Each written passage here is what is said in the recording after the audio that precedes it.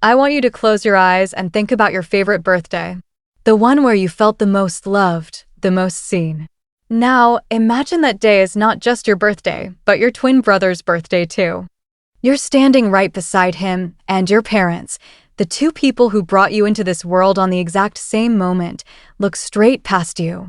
They hand your brother, Lucas, the keys to a brand new $50,000 car.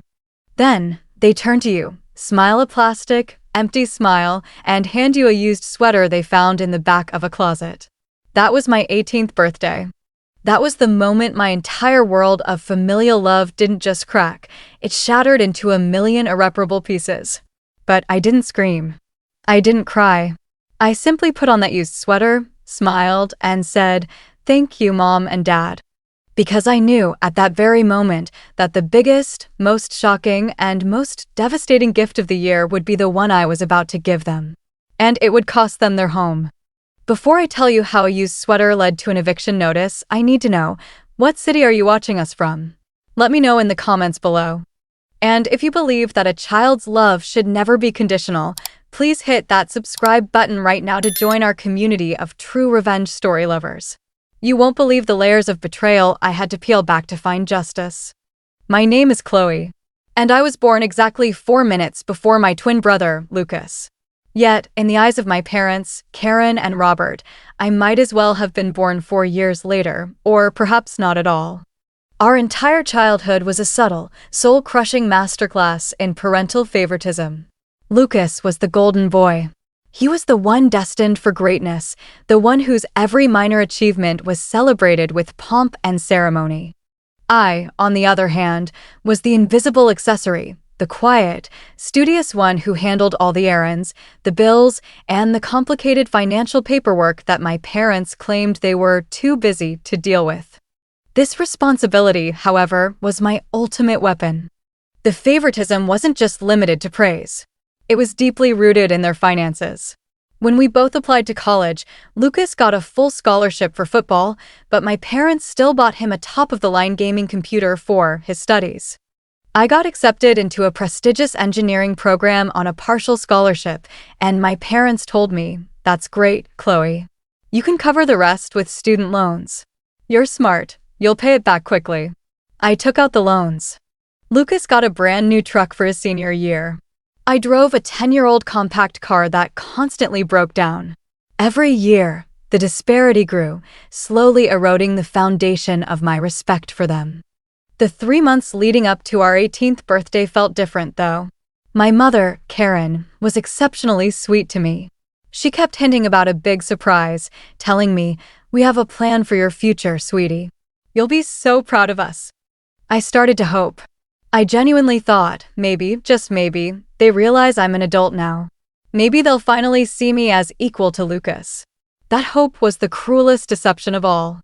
The birthday dinner was at a lavish, rented hall. All the extended family, the church friends, and the business associates were there. It wasn't a birthday, it was a performance of the perfect American family. The moment for gifts arrived. My father, Robert, stood up, clearing his throat dramatically. He started by toasting Lucas, a 5-minute monologue about his athleticism, his promise, and his future. Then he presented Lucas's gift, the keys to a shiny, fully loaded Tesla Model 3. The applause was deafening. Lucas jumped up, hugging them both, his face radiating pure, unadulterated triumph. Then, they turned to me. The atmosphere shifted.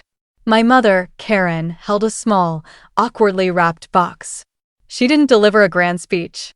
She simply cleared her throat and said, "And for Chloe, well, you know, Chloe is so practical. She doesn't need all the flash. We found this in the basement. It's perfectly good." She handed me the box. I opened it. Inside was a used, faded, and slightly stained wool sweater, a relic from her college years. The entire table went silent.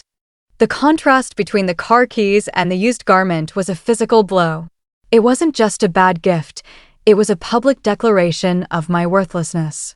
Lucas, trying to be a good brother for once, whispered, "Chloe, I'll trade you my car for." I cut him off.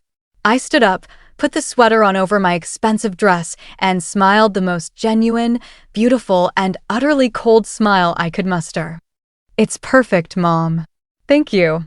I love it." My parents looked relieved, thinking they had dodged the bullet of an awkward scene. They had no idea they had just sealed their own fate. I left the party early, driving my sputtering, 10-year-old relic home. But I wasn't crying. I was calculating. For years, I had been the family's unofficial power of attorney for basic transactions, handling their complicated property tax filings and their investment portfolio tracking.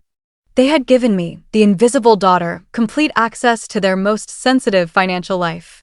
And I knew one truth they had successfully concealed from everyone, including Lucas. They were leveraged to the absolute limit. Their perfect life was built on a massive lie. They had taken out a second mortgage on their family home, the very home they planned to give to Lucas someday, to invest in a risky, ill-advised real estate venture that had utterly failed 3 years prior. They were barely making the interest payments.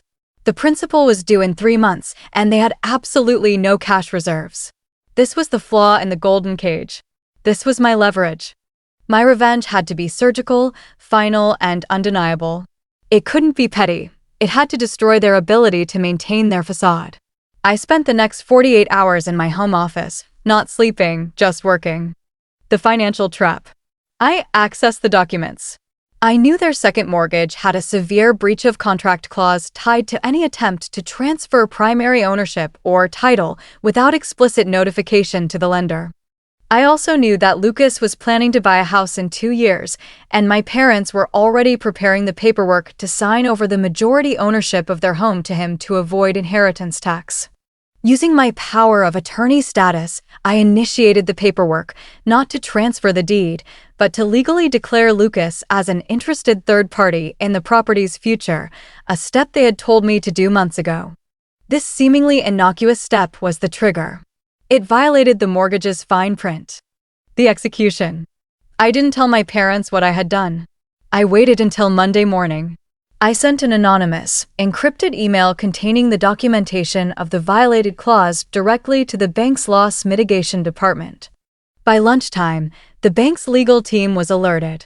The terms of the second mortgage were immediately callable, demanding full repayment of the principal within 72 hours. I knew they didn't have a fraction of that money. The delivery. I waited until Wednesday evening. Lucas was showing off his new car to his friends, and my parents were having their usual lavish dinner. I walked in wearing the old, faded sweater. They looked at me with mild annoyance. "Chloe, dear, are you going to take that silly thing off?" my mother asked, waving her hand dismissively. I smiled again. "I love it, Mom. It's the perfect gift for what I'm about to do." I pulled out a thick, official envelope. It wasn't from me. It was from the bank's legal counsel. "Mom, Dad, I've just stopped by to deliver a very important document that came for you. It concerns your house." My father laughed nervously. "The bank must have sent the wrong papers, Chloe. We'll look at it later. Come, join us for dinner." "No, Dad," I said, my voice cutting through the smug atmosphere. "You need to read this now." Robert finally picked up the envelope. As he read the first paragraph, the color drained from his face. Karen snatched the paper, reading the line that demanded full and immediate repayment of the outstanding loan principal, citing the breach of contract. Their faces froze. The expensive dinner, the crystal glasses, the entire image of their perfection shattered. I leaned in, my voice low and dangerous. "Remember when you gave Lucas the car and me the used sweater? That car, Lucas's future, was built on a foundation of debt you couldn't afford. You gave me the sweater, but you gave me something much more: the key to your bank accounts. I used the information you trusted me with to expose the lie you were living. That house, Mom, Dad, the one you were going to sign over to Lucas? It's gone. You have 30 days to vacate the premises." The screaming that followed was deafening. My mother's face turned from confusion to absolute, terrifying rage. Lucas stood there, stunned, finally realizing his new car was paid for by his parents' desperate deceit. They called me heartless, cruel, and a monster. I looked at my mother, wearing the sweater she had discarded, and said, "You taught me that love is conditional and success is built on ruthlessness." I simply applied your lessons, Mom. My gift to you is the truth. I walked out of that house and never looked back. They lost the house, Lucas lost the promise of his inheritance, and the public humiliation of the foreclosure destroyed my parents' reputation in their elite social circle.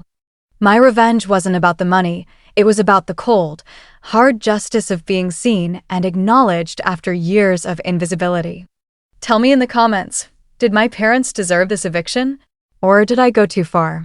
And if you think this was the perfect payback for parental betrayal, please like the video and share it with a friend. Thank you for listening.